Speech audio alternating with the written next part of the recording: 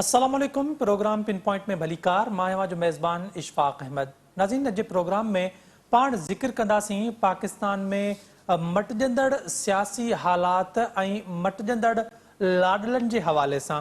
माज़ी में जेके लाडला हुया अॼु उहे जेलुनि में आहिनि ऐं जेके माज़ी में जेलुनि में हुया उहे अॼु वज़ीर आज़म थियण जूं उम्मीदूं खणी पाकिस्तान वापसि मोटिया आहिनि। उनखां पोइ असां ॾिसूं था त जिन खे अदालतुनि जेल मोकिलियो उनखे ज़मानतूं पियूं मिलनि ऐं जेको वज़ीर आज़म हुयो हुन जूं ज़मानतूं रद्द पियूं थियनि ऐं उन ते हर केस हर फ़ैसिलो उन ख़िलाफ़ पियो अचे।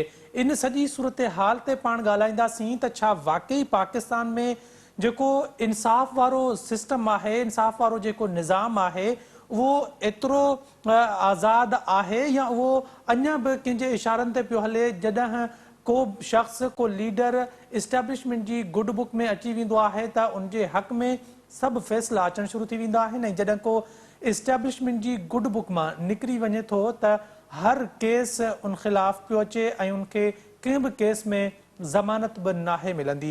पाण इन सूरत हाल ते ॻाल्हाईंदासीं। सीनियर सहाफ़ी तज़िया निगार जावेद लांगा साहब असां सां गॾु टेलीफोन लाइन ते मौजूदु आहिनि। जावेद साहब, वॾी महिरबानी प्रोग्राम में वक़्तु ॾियण जे लाइ। ॿुधाइजो त जीअं मां शुरूआत में पंहिंजे इंट्रो में इहा ॻाल्हि कई त पाकिस्तान में सियासी हालतूं बि बदिलजनि थियूं ऐं लाडला बि तब्दील पिया थियनि। छा इस्टेब्लिशमेंट अञा इहो लाडले वारो कारोबार जारी रखंदी? ॾिसो, हाणे इन सवाल जो मुख़्तसर जेको जवाबु आहे उहो हिकिड़ो ई आहे त छा हिन सॼी सूरत हाल मां पाकिस्तान जी सियासत मां इस्टेब्लिशमेंट या सियासी धुरनि को हींअर ताईं सबक़ु सिखियो आहे या उन्हनि जो को ज़हन चेंज थियो आहे, का पॉलिसी शिफ्ट, को पैराडाइम शिफ्ट थियो आहे या न? जेकॾहिं हिन जो जवाबु आहे हा में त को सबक़ु सिखियो वियो आहे त पोइ त शायदि नवां तजुर्बा अचनि, नयूं ॻाल्हियूं थियनि, नयूं एक्सपेक्टेशन हुजनि। ऐं जेकॾहिं जवाबु आहे न त पोइ ज़ाहिर आहे का तब्दीली न ईंदी, छाकाणि जो पाकिस्तान जी जेका पॉलिटिक्स जी या रियासत जी जेका डायनामिक्स आहे उहा अञा ताईं बिल्कुलु तब्दील न थी आहे। थोरे जो हुनखे झटका लॻा आहिनि ऐं जेके तजुर्बा आहिनि उहे पूरी तरह नाकाम बि थिया आहिनि, उन्हनि जो फॉल आउट बि थियो आहे।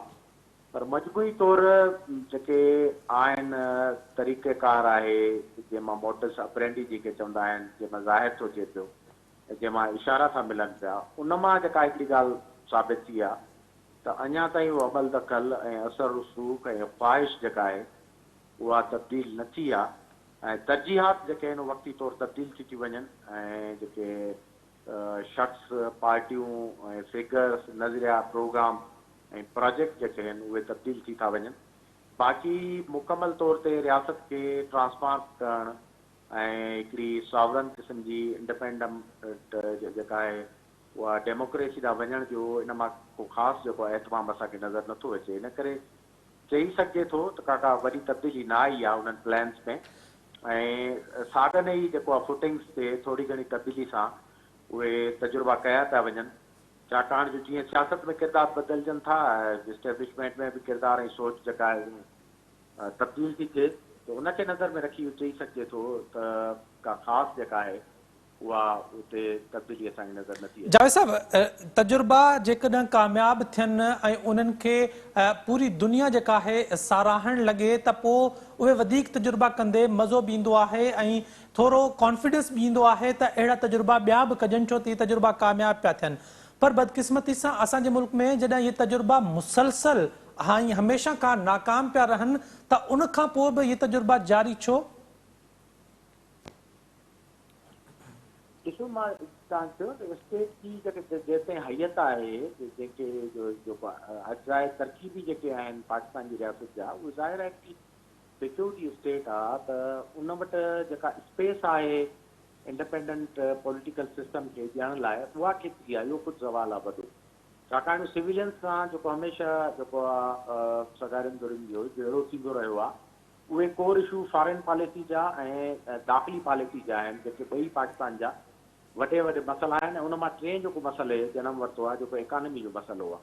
हाणे इहे जेके डोमेन्स आहिनि इन में जेके बि सिविलियंस आहिनि उन्हनि जी का ख़ासि जेका आहे हलंदी पुॼंदी न हूंदी आहे। कमु टपायो, टाइम टपाए वारी पॉलिसी त सिविलियंस ईंदा आहिनि ऐं जॾहिं बि थोरो असर्ट कंदा आहिनि त उन्हनि जे ख़िलाफ़ हिकिड़ी साज़िश ऐं हिकिड़ो जहिड़ो जेको आहे शुरू थी वेंदो आहे। ऐं पहिरियां त उहे गुड बुक्स में हूंदा आहिनि, लाडला बि हूंदा आहिनि, बहितरीनु किरदार हूंदा आहिनि ऐं सभु एनर्जीज़ सलाहियतूं ऐं रिसोर्सिस हुन लाइ इस्तेमालु थींदा आहिनि। ऐं उन खां पोइ यकदमि असांखे नज़र ईंदो आहे त उते डिफरेंसिस अची वेंदा आहिनि ऐं झगड़ो पैदा थी वेंदो आहे। त असुलु जहिड़ो उते ई आहे, उते मुंहिंजे ख़्याल में का बि वॾी तब्दीली अञा ताईं सिग्निफिकेंट नज़र नथी अचे जंहिं मां इहो चई सघे त ईंदड़ जेको पॉलिटिकल सिस्टम हूंदो उन वटि फ़ैसिला करण जी का तमामु वॾी स्पेस हूंदी। जॾहिं फ़ैसिला करण जी तव्हां वटि स्पेस न आहे त पोइ इन क़िस्म जा तजुर्बा बि थींदा ऐं इहे जेके मामला आहिनि उहे तव्हांखे थोरी घणी चेहरनि जी तब्दीली सां या स्लाइटली मुसीबत मां निकिरण लाइ को रस्तो ॻोल्हण लाइ तव्हांखे स्ट्रेटजी हिकिड़ी मटियल नज़र ईंदी, बाक़ी का वॾी तब्दीली नज़र न ईंदी। जावेद साहब, जेकॾहिं ॻाल्हि कजे त पाकिस्तान में इंसाफ़ जो जेको सिस्टम आहे इहो कीअं थो तब्दील थिए? जॾहिं असां ॾिसूं पिया त 2013-14 या 2000 छा चवंदा आहिनि 16-17 में हिकु शख़्स खे सादिक यमीन जा टाइटल ॾिना पिया विया ऐं अदलिया हिकु मुख़्तलिफ़ असांखे नज़र पे आई। हिन वक़्तु उहो साॻियो शख़्स जिनखे उन वक़्तु सादिक यमीन करार ॾिनो वियो हो, हर केस में ज़मानत रद्द पई थिए ऐं 2016-17 में जीअं शख़्स खे जेको आहे हर केस में ॾोहारी करार ॾिनो वियो, करप्शन हुजे या पंहिंजा असासा लिकाइण वारो केस हुजे, मतिलबु मनी लॉन्ड्रिंग हुजे, हर केस में इहो अदालती सिस्टम कीअं थो तब्दील थिए? ॻाल्हि सिंपल आहे, अदालती सिस्टम जेको तब्दील थो थिए त पाकिस्तान जूं अदालतूं जेके आहिनि न सॼी हिस्ट्री जेका रही आहे उहे असांजी जेका कंपोज़िशन आहे एस्टेब्लिशमेंट जी उनजो हिकिड़ो सधारो हिसो रहियूं आहिनि, जिते सिविलियन ब्यूरोक्रेसी आहे, मिलिट्री ब्यूरोक्रेसी आहे। एस्टेब्लिशमेंट नालो ई त इन्हनि टिनी फ़ैसिला कुन इदारनि जो ई त आहे, जंहिंमें कंहिंजो रोल तमामु घणो वधीक आहे ऐं कंहिंजो रोल सानवी आहे, उनखे स्टैंप हणण वारो या उनखे वैलिडेट करण वारो आहे। त पाकिस्तान जी अदालतुनि जी तव्हां जेका इंटरनेशनल रैंकिंग आहे उहा ख़ुदि ॾिसो त हेठां खां काई नंबर ते तरे में जेको आहे मुंहिंजे ख़्याल में तक़रीबन टॉप 5 में हुई, हेठां खां टॉप 5 में हुया, पाकिस्तान जो नंबर 4-5 नंबर ते हुयो। हा, 4-5 नंबर ते बि इहो बि त मुंहिंजे ख़्याल में इन में बि का डेटा जो एरर हूंदो, न त असां जेकॾहिं इंसाफ़ कयो वञे हा त असांजो नंबर हेठां खां पहिरियों नंबर हुजणु घुरिजे आख़िरी, या का नाइंसाफ़ी कंहिं जेको आहे कैलकुलेशन में कंहिं डेटा में थी आहे त उहा सदाईं रही आहे ऐं आख़िर ताईं रही आहे रहंदी। उन में इंडिविजुअल्स नो डाउट सुठा ईंदा रहिया आहिनि, जस्टिस कार्निलस खां वठी तमामु घणा जेके राणा भगवान दास बि ईंदो रहियो आहे उते, काज़ी फ़ाइज़ी साहब उते वेठो आहे, पर हिकिड़ो माण्हू सॼे सिस्टम खे, पाइलअप थियल केसिस खे, हिस्ट्री खे, इंट्रस्ट खे, उन्हनि खे हिकिड़े महदूद अरसे में मटाए नथो सघे। उहा ताक़त सॼी जेका ओवरऑल जी रियासत में पाण में हूंदी आहे, जॾहिं सभई कोर इदारा जेके आहिनि वेही फ़ैसिलो कनि, उतां करप्शन एलिमिनेट थी वञे, जानिबदारी थी वञे, मेरिट अचे, जजनि जी ख़ुदि चूंडण, इहो हिकिड़ो वॾो विशस साइकिल आहे। तव्हां जेकॾहिं हलंदा वेंदव हिन रस्ते सां, इहो जेको सुट जे हिकिड़े मुंझल धागे वांगुरु तव्हांखे हिन जो सिरो किथे नज़र ई न ईंदो। इन करे जुडिशरी खे तव्हां आइसोलेशन में नथा ॾिसी सघो, टोटलिटी जो हिसो आहे ऐं उन सिस्टम जो हिसो आहे, उहा बि एॾी सवलाई सां तब्दील न थींदी। ऐं तव्हां इहो जेको पॉलिसी शिफ्ट मुख़्तलिफ़ वक़्तनि में ॾिसो था, ज़ाहिर आहे उहो एस्टेब्लिशमेंट जी सोच में जॾहिं फेवर या झुकाव थो अचे, होॾां होॾां तव्हांखे जेके सगारा इदारा आहिनि ब्यूरोक्रेसी समेत या अदलिया समेत, उते बि तव्हांखे स्विंग नज़र ईंदा। जावेद साहब, जेको अॻूणे चीफ जेको आर्मी चीफ हुयो उन पारां जॾहिं ऐलान कयो वियो त असां सियासत में मुदाख़लत न कंदासीं, त इहा एज़ ए इदारे तौरु पाक फ़ौज केसि ताईं जारी रखी? अवां सम्झो था त इहो सिलसिलो 9 मई ताईं रहियो या उनखां पहिरियां इहो ख़तमु थी चुको हो? न ॾिसो, हाणे बि असां वटि उन्हनि जी जेका आहे का वाज़े असां वटि को उन जी निशानदेही कोन्हे, छाकाणि जो को एॾो वॾो मूव इलेक्शन समेत या किथे को टेस्टिंग टाइम न आयो आहे। टेस्टिंग टाइम अॻिते आहे, उन मां ई सॼी ख़बर पवंदी जॾहिं वॾो हिकिड़ो मार्को थींदो इलेक्शन जो ऐं उते स्पेस जी ॻाल्हि हूंदी, लेवल प्लेइंग जी ॻाल्हि हूंदी या लाडले हुजण जा जेके इल्ज़ाम हूंदा उतां ई ट्रांसलेट थींदा। हींअर बज़ाहिर जेको इम्प्रेशन उहो ॾिनो पियो वञे, जेको रॉन्ग डूइंग थी उनखे असां अंडू था कयूं ऐं असां उनखे लेवल खे बराबरि था कयूं। हाणे ॾिसणो इहो पवंदो जॾहिं इलेक्शन वेझे हूंदी त उहा लेवल केतिरी कंहिंखे मिले थी पई। 9 में ऑल टुगेदर हिकिड़ो डिफरेंट क़िस्म जो मामिलो आहे, उनखे इन पर्सपेक्टिव में न ॾिसणु घुरिजे, छाकाणि जॾहिं इदारो पाण चवे थो त उहो उन्हनि जो 9/11 आहे, त उनखे ॾिसण जी जेका आहे हिकिड़ी ॿी एंगल आहे ऐं उन में ख़ुदि जेको आहे सो उन में जेके इल्ज़ाम हेठि आयल पार्टी या क़यादत आहे उनजो केतिरो ॾोह आहे, इहो बि हिकिड़ो जुदा एनालिसिस या सवाल आहे। टेस्टिंग टाइम अहेड आहे, इलेक्शन में आहे, कैंपेन में आहे ख़ुदि, त केतिरी स्पेस मिले थी, केतिरे सिक्योरिटी जा मामला जेके लीडरशिप जा माज़ी जी इलेक्शन में रहिया आहिनि उनखे केतिरी स्पेस ॾींदी सिक्योरिटी एस्टेब्लिशमेंट या मुल्क जे जेके कानून नाफ़िज़ कंदड़ इदारा आहिनि, केतिरो सॼी लीडरशिप खे उन्हनि जे जलसनि खे प्रोटेक्ट कंदा, हिकु जेतिरो जेको आहे उनखे प्रोटेक्ट कंदा, टाइम मिलंदो, ख़ुदि मीडिया जी टिल्ट जेका आहे उनते को डायरेक्शन नथो अचे, इहे ॻाल्हियूं टेस्टिंग टाइम्स फ़िलहालु जेको आहे उहो बुरी ट्रांज़ेक्शन वारे दौर में सवाइ चंद जेके इशारा आहिनि मिसाल केसिस जो ख़तमु थियणु, इहो त घणो अॻु में जेको आहे रियलाइज़ेशन जो अमल उते शुरू थियो हो त असां ग़लती कई आहे, हाणे असांखे इहा ग़लती जेका आहे उहा बराबरि करणी आहे। त हाणे ॾिसणो इहो आहे त ग़लती बराबरि करण खां पोइ वरी ॿीहर को एडवेंचर कयो थो वञे या नथो कयो वञे, इहो टाइम मुंहिंजे ख़्याल में 1-2 महीननि में ज़ाहिर थी वेंदो, पोइ क्लियरिटी सां हिन तर्जुमो करे सघिबो। जावेद साहब, अॼु ख़बर बि आई आहे मुख़्तलिफ़ जेके टीवी चैनल्स आहिनि उन्हनि जी वेबसाइट ते बि इहा शइ मौजूदु आहे त इलेक्शन कमीशन 2 ॾींहंनि में सुप्रीम कोर्ट खे लिखत में इहो वाज़े कंदी त हू 28 जनवरी 2024 ते चूंडूं कराइण जे लाइ तयारु आहिनि। असां सम्झो था त हिन वक़्तु माहौल सेट आहे, हर शइ सेट आहे, नवाज़ शरीफ़ वापसि अची वियो आहे, केस ख़तमु पिया थियनि, 28 जनवरी ते इलेक्शन थींदे नज़र अचे पई अव्हांखे? मुंहिंजे ख़्याल में जेका एटमॉस्फेयर अहिड़ी जुड़ी वई आहे जो सॼे इलेक्शन प्रोसेस खे सिर्फ़ु मुस्लिम लीग ऐं नवाज़ लीग लाइ जेको आहे डिले नथो करे सघे, ऐं इन खां वधीक डिले ख़ुदि इलेक्शन कमीशन ऐं सिस्टम अफोर्ड नथो करे सघे, छाकाणि जो इहो न तव्हांखे ॾिसणु घुरिजे त मार्च में सेनेट आहे ऐं IMF जो कर्ज़े जी ट्रांच आहे उहा बि कंडीशनल हुई, उनजी बाइफिकेशन जेका थी त $1 बिलियन जेको आहे अॻी हुकूमत खे ॾिनो वियो, $1 बिलियन उभरी हुकूमत खे निगरान खे, ऐं हिकिड़ो जेको टियों आहे उहा ईंदड़ हुकूमत खे ॾियणी आहे। इहे जेके बि हुनजा ऑब्लिगेशन्स आहिनि इहे पूरा करण लाइ ख़ुदि सेनेट जेका आहे उहा रिटायर थींदी। सेनेट अहिड़ो कॉन्स्टिट्यूशनल इदारो आहे जंहिंखे हैंग नथो करे सघिजे घणे वक़्तु ताईं। मार्च में अधु सेनेट ख़ाली थींदी त हुनजी चूंडूं कराइण लाइ तव्हांखे इलेक्टोरल कॉलेज जेको आहे उहो असेंबलियूं आहिनि सूबाई उहे खपंदियूं, इन करे हिकिड़ो कंपल्शन आहे ऐं इलेक्शन जो प्रोसेस जेको आहे उहो कुझु ॾींहंनि जे विथी सां उहो ज़रूरु थी वेंदो। उनखे घणो वक़्तु डिले करणु ख़ुदि नवाज़ लीग ऐं नवाज़ शरीफ़ अफोर्ड नथो करे सघे, छाकाणि जहिड़े नमूने सां हाणे तनक़ीद जेका वधे थी उहा जेकॾहिं हिन में डिले थी या कहिड़े क़िस्म का एक्सक्यूज़िस आया त ख़ुदि मुस्लिम लीग जेका आहे उहा ज़ेर तनक़ीद ईंदी ऐं उन ते सॼा तीर ऐं जेके हूंदा तनक़ीद जा लश्कर मुस्लिम लीग मथां ई वसंदा। इन करे लॻे ईअं थो त जेका डेट तव्हां ॿुधायो था त उनजे आसपास या उन डेट ते इलेक्शन जो जेको ऐलान थी वञणु घुरिजे। जावेद साहब, इहो ॿुधाइजो त PTI ऐं मौलाना फज़लुर रहमान हिक ॿिए जा सख़्तु मुख़ालिफ़ रहिया आहिनि ऐं जेको आहे बियॉन्ड दी लिमिट वञी हिक ॿिए ते मुख़्तलिफ़ इल्ज़ाम हणंदा आहिनि, हिक ॿिए खे यहूदी चवंदो आहे त हू वरी उनखे डीज़ल छॾींदा आहिनि। कल्ह मौलाना फज़लुर रहमान सां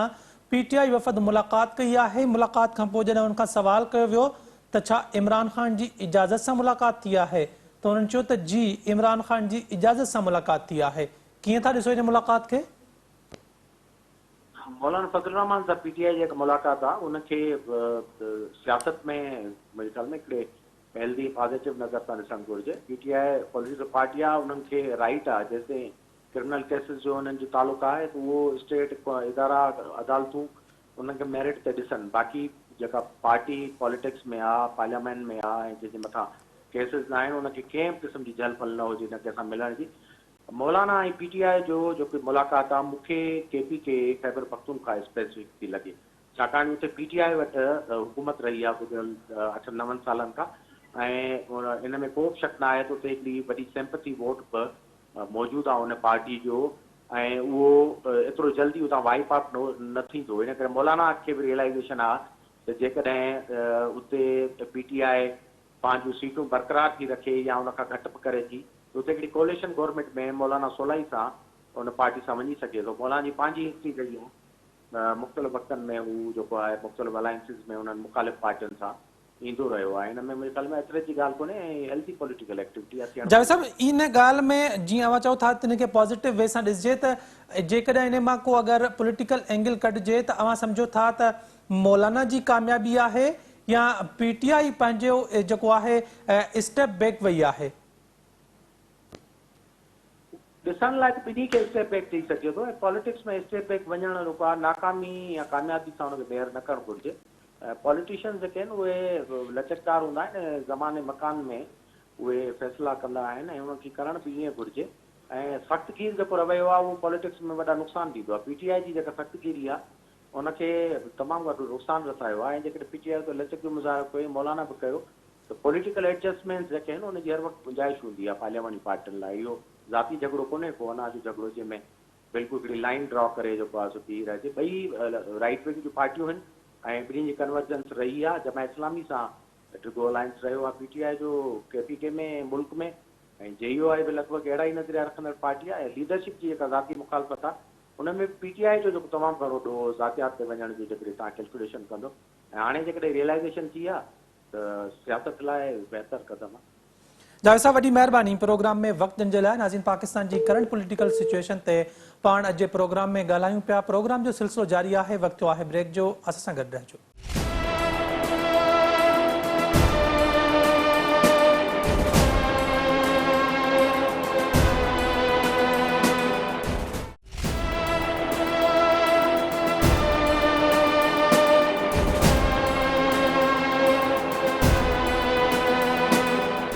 नाज़रीन, प्रोग्राम में हिकु दफ़ो ॿीहर भलीकार ज़िक्र कयूं पिया पाकिस्तान जी करंट पॉलिटिकल सिचुएशन ते। ऐं इन करंट पॉलिटिकल सिचुएशन ते असां सां ॻाल्हाइण जे लाइ पीपल्स पार्टी जी अॻवान ऐं अॻूणी सीनियर सूबाई वज़ीर मोहतरमा शैला रज़ा साहिबा सां गॾु मौजूद आहिनि। शैला रज़ा साहिबा, बहुत शुक्रिया प्रोग्राम में वक्त देने के लिए। फरमाइएगा कि आजकल पाकिस्तान पीपल्स पार्टी एक बार फिर नून लीग पर तनकीद उन्होंने शुरू कर रखी है।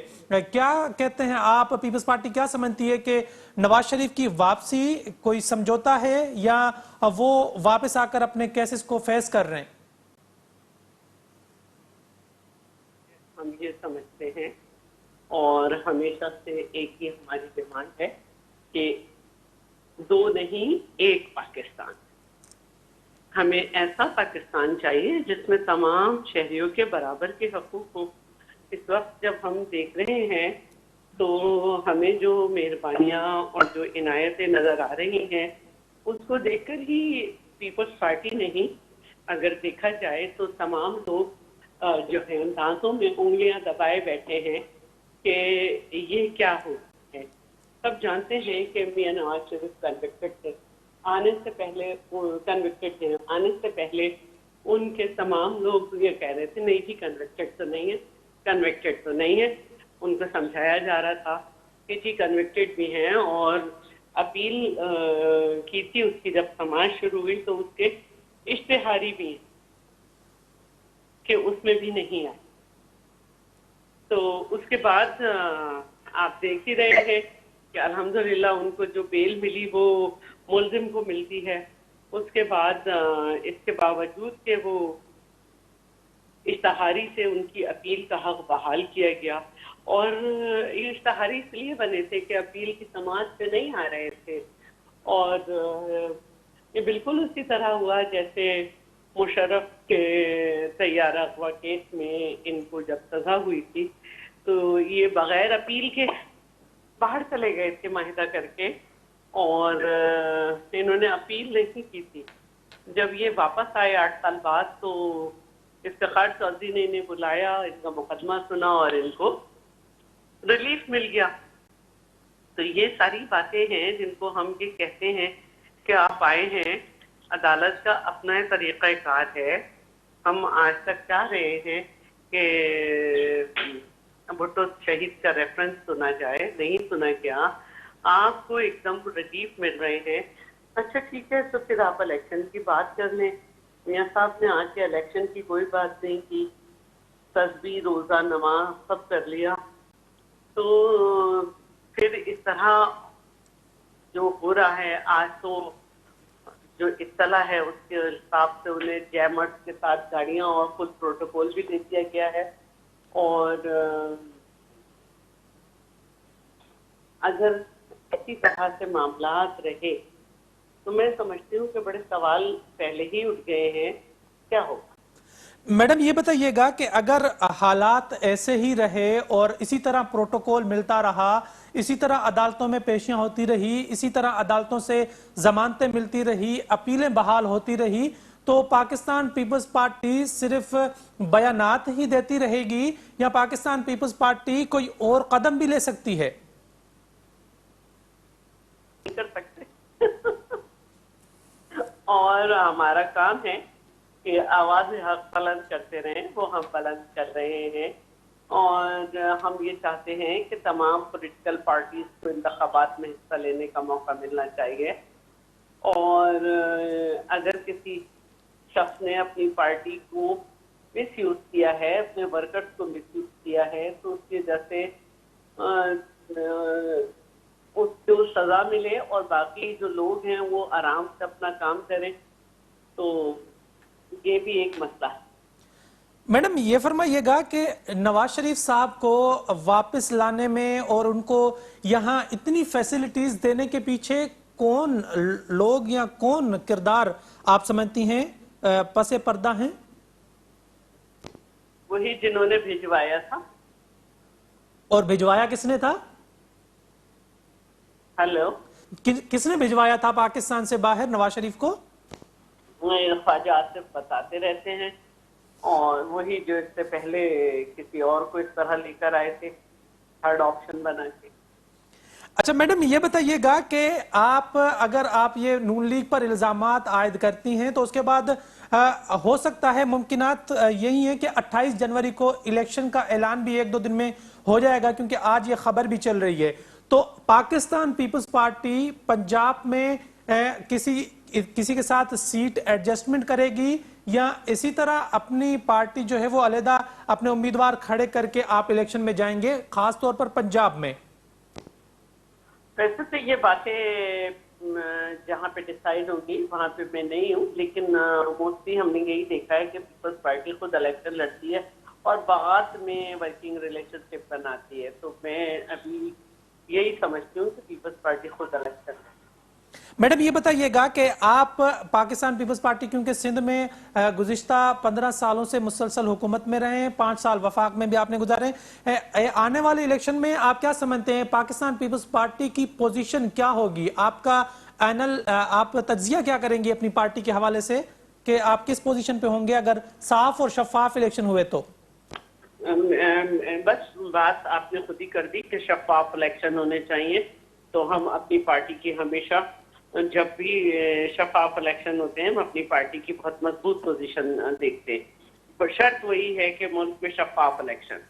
میڈم اگر صورتحال یہ بنتی ہے کہ ایک طرف نون لیگ اکثریت میں ہو اور دوسری طرف پی ٹی آئی، مولانا، ایم کیو ایم اور پیپلز پارٹی یہ اگر اتحادی حکومت بنائیں تو ان کے ووٹ یا ان کے ممبر قومی اسمبلی زیادہ ہوں، تو ممکن ہے اس طرح آپ پی ٹی آئی کے ساتھ مل کر حکومت بنائیں؟ میں نہیں سمجھ سکتی کہ پیپلز پارٹی اس طرح کی سوچ رکھے گی۔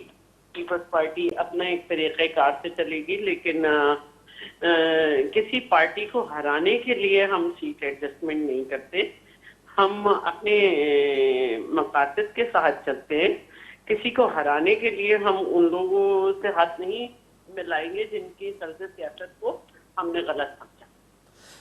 میڈم یہ فرمائیے گا کہ اگر آپ کسی سے طرز سیاست سے اختلاف کرتی ہیں، جس طرح مولانا فضل الرحمان اور پی ٹی آئی چیئرمین ایک دوسرے کے بہت بڑے ناقد رہے ہیں، لیکن کل پی ٹی آئی کے وفد نے بھی مولانا سے جا کر ملاقات کی ہے اور تعزیت کی ہے اور ظاہر سیاسی باتیں ہوئی ہیں، اور ان کے بعد انہوں نے کہا ہے کہ پی ٹی آئی چیئرمین کی اجازت سے ملاقات ہوئی ہے، تو کیا سیاست میں دروازے کھلے نہیں ہونے چاہیے کسی پارٹی کے لیے؟ آپ اگر کسی بات پر ایک جگہ ہو سکتے ہیں، دکھانا، ڈیولپ کرنا یہ بالکل الگ بات ہے، لیکن سیٹ ایڈجسٹمنٹ یہ ایک بالکل مختلف بات ہے۔ میں سمجھتی ہوں کہ پاکستان میں پیپلز پارٹی سے زیادہ سیاست میں کوئی بھی رواداری پر اور ڈائلاگ پر یقین نہیں رکھتا۔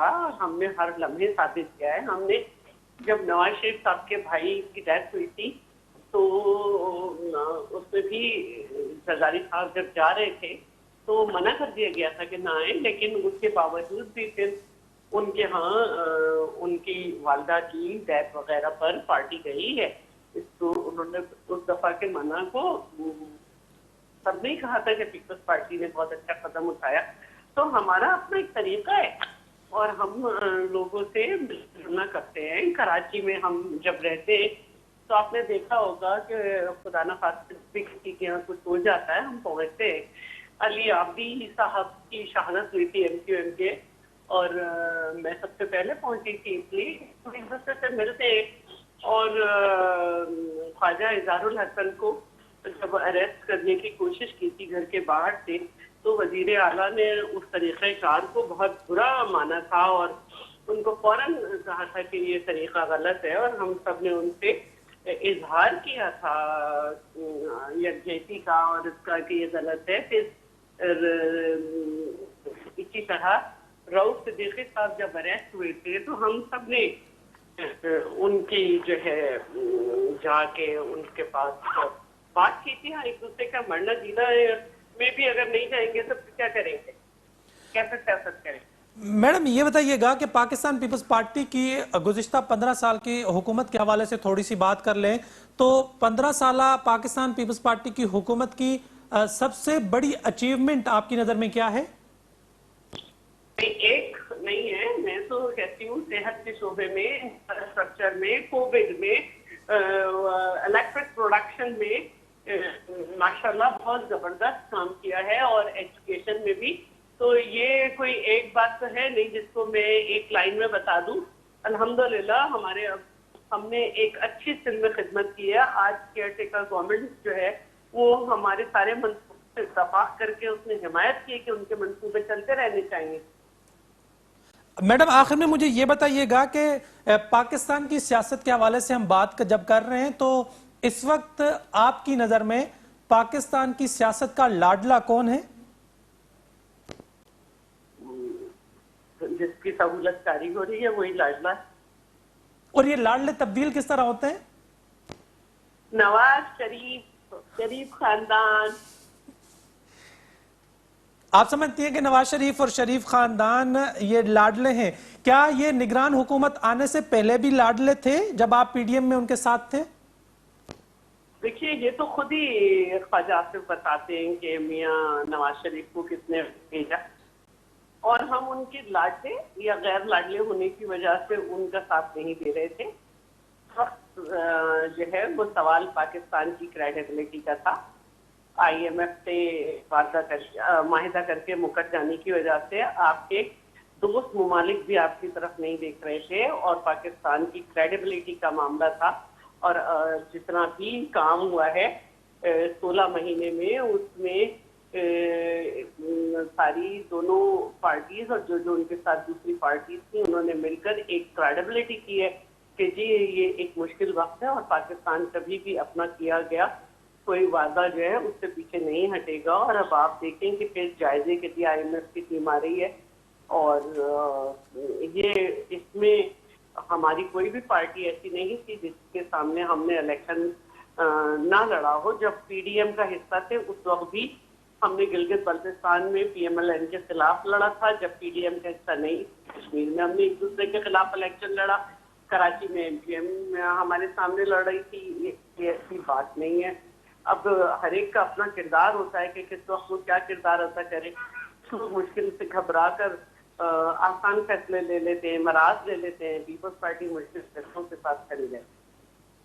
میڈم یہ فرمائیے گا کہ اس وقت جو پاکستان کی سیاسی صورتحال ہے، آپ سمجھتی ہیں کہ کبھی پاکستان پیپلز پارٹی کو بھی لاڈلا بننے کی آفر ہوئی ہے؟ اگر لاڈلا بننے کی آفر ہوئی ہوتی تو پھر ایک سوال کا جواب ہے جو میرے قائدین دیتے ہیں، میں اسے ریپیٹ کروں گی۔ گھڑی خدا بخش میں ہمارا قائدین سے جو ہے وہ قبرستان اور ہمارے ورکرز سے قبرستان نہ بھرا ہوتا۔ اگر مستقبل میں کبھی اس طرح کی آفر ہو تو پیپلز پارٹی ایکسپٹ کرے گی لاڈلا بننے کی؟ کب آفر نہیں ہوتی ہے، آفر کب نہیں ہوتی ہے، لیکن آپ کو لاڈلا بنانا ہے کسی کو تو ایک ہی بات ہوگی کہ آئین پہ عمل کیا جائے۔ بہت شکریہ میڈم جی کریں تو لاڈلے بھی بننے کو تیار۔ ٹھیک ہے، بہت شکریہ میڈم پروگرام میں وقت دینے کے لیے۔ ناظرین پیپلز پارٹی اگوان شہلا رضا صاحبہ سنگڈ موجود ہوئیوں پاکستان جی کرنٹ پولیٹیکل سچویشن تے۔ پاکستان پیپلز پارٹی جی اگونی سینئر صوبائی وزیر جو چونا ہے تا ہن وقت جو لاڈلو آہے ان جو نالو نواز شریف آہے۔ جڏهं اسان ان کا سوال کيو سين ته ڇا پي ڊي ايم جي حڪومت ۾ جڏهं اوان انهن سان گڏ حڪومت پي ڪئي ته ڇا ان وقت به هو لاڏلو ئي هيو؟ ته سندن چوڻ آهي ته ان جو جواب مسلم لیگ نون جو اڳواڻ ख्वाजा आसिफ पाण ॾेई चुको आहे त उनखे लंडन मोकिलण में कंहिंजो वधीक किरदारु रहियो आहे ऐं वापसी पाकिस्तान मोटण खां पोइ बि उहे उनखे जेको आहे सहूलियतूं ॾियण जी पूरी कोशिश कनि पिया ऐं उहे नज़र बि अचनि पियूं ऐं पाकिस्तान पीपल्स पार्टी ईंदड़ चूंडुनि में जेको आहे पंजाब में छा हिकमत अमली इख़्तियार कंदी ज़ाहिर आहे जॾहिं हिकु पासे पाकिस्तान तहरीक इंसाफ़ ऐं ॿिए पासे जेको नून लीग जेका हींअर फुली सपोर्टेड आहे उन जे साम्हूं पाकिस्तान पीपल्स पार्टी जी परफॉर्मेंस कहिड़ी रहंदी इहो बि वॾो सवालु आहे। अॼु जे प्रोग्राम में एतिरो ई। पंहिंजे मेज़बान इशफाक अहमद खे ॾींदा इजाज़त। अल्लाह हाफ़िज़।